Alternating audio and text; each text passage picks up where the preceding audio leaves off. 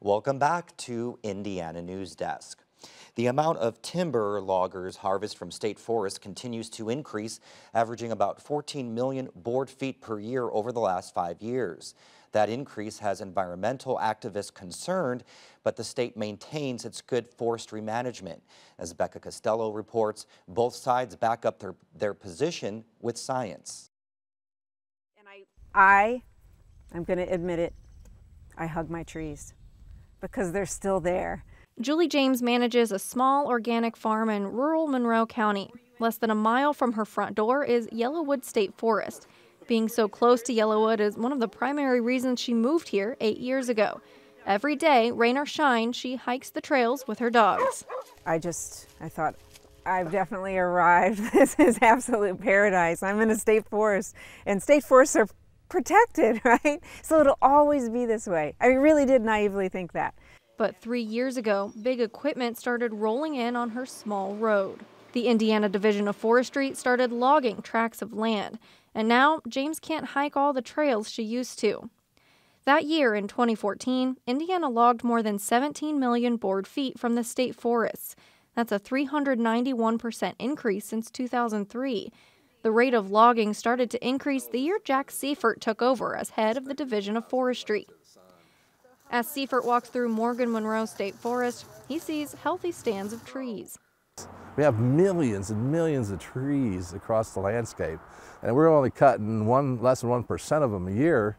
He says logging is a way to keep the forest healthy by removing dying trees to let young saplings grow in their place. Our goal has always been to make sure the forest is healthy, and that's obviously derived by whose definition of healthy forest is.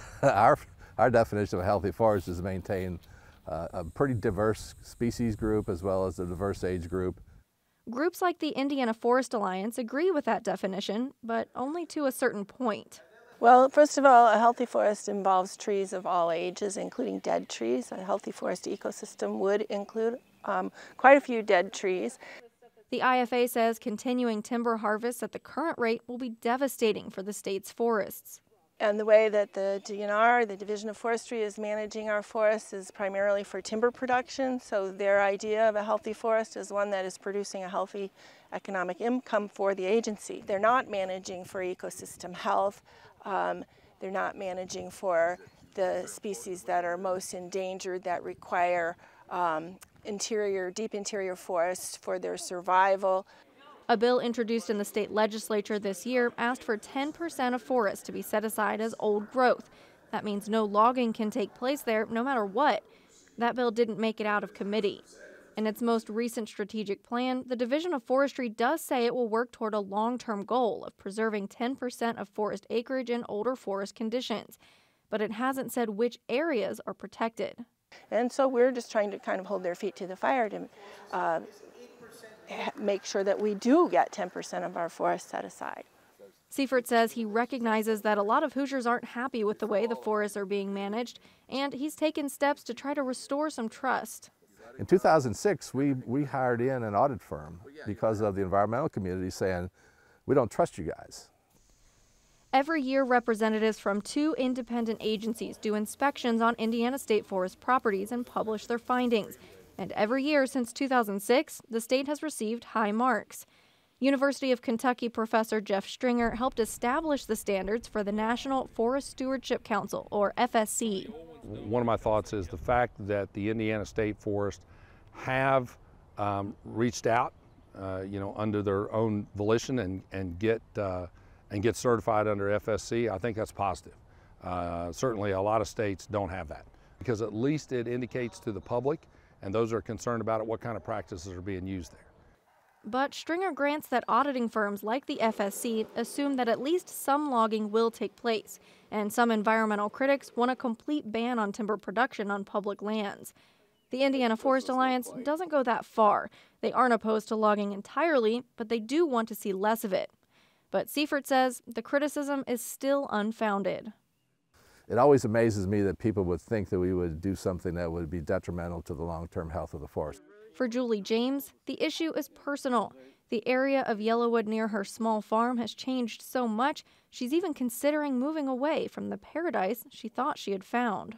thinking about, you know, can I stay and deal with this, or if they're going to keep logging like this, is that something I want to be around year after year and take these hikes and fewer trees are there, and to know that I'll never hike the same hike that I did when we first moved here. Just in my lifetime I won't see it. My kids won't even see it the way it was. For Indiana News Desk, I'm Becca Costello. And Becca Costello joins us now for a little bit more. Becca, when the Division of Forestry goes out and hires a logging company into state forest, where does all that revenue go? Well, most of that revenue goes right back to the Division of Forestry, but 15% of that money is earmarked for the local communities, the counties where the logging actually takes place. And that local money is split between local volunteer fire departments and then just the general fund of the counties. And timber production sales have actually generated close to $3 million for those local counties. There's about 19 of them. That's between 2003 and 2014. Now, you mentioned the Indiana Forest Alliance wants to see less logging. What are some of their concerns? Well, the Indiana Forest Alliance says if logging on state forest properties continues at the current rate, the forests are actually going to disappear in the next few decades. Now, the Division of Forestry Director Jack Seifert disagrees, and here's what he says. We know what's going to happen here. We're going to regenerate 10 to 20,000 stems per acre. It's not like we have to plant trees. Our problem in Indiana is trying to control what species make it to the canopy. Now, the U.S. Forest Service inventory does say that trees on state forest properties are growing at about 2.5 times the rate that trees are being removed from the forest. But the IFA points out the Division of Forestry can actually increase the amount of logging that they're doing on state forests at any time. And so that's why they're legislating or lobbying for legislation that will mandate them by law to preserve some of that. And really quick, you mentioned the Indiana State Forest received high audits and high marks in an independent audit. Were there any criticisms? Yeah, these audits look at strengths and weaknesses. So, for example, one thing is that some of the heavy equipment can damage that fragile soil. So the Division of Forestry actually addressed those concerns and changed their guidelines. But the Indiana Forest Alliance says they've seen some of those guidelines actually not being followed consistently. Becca, thank you very much. Thank you, Joe.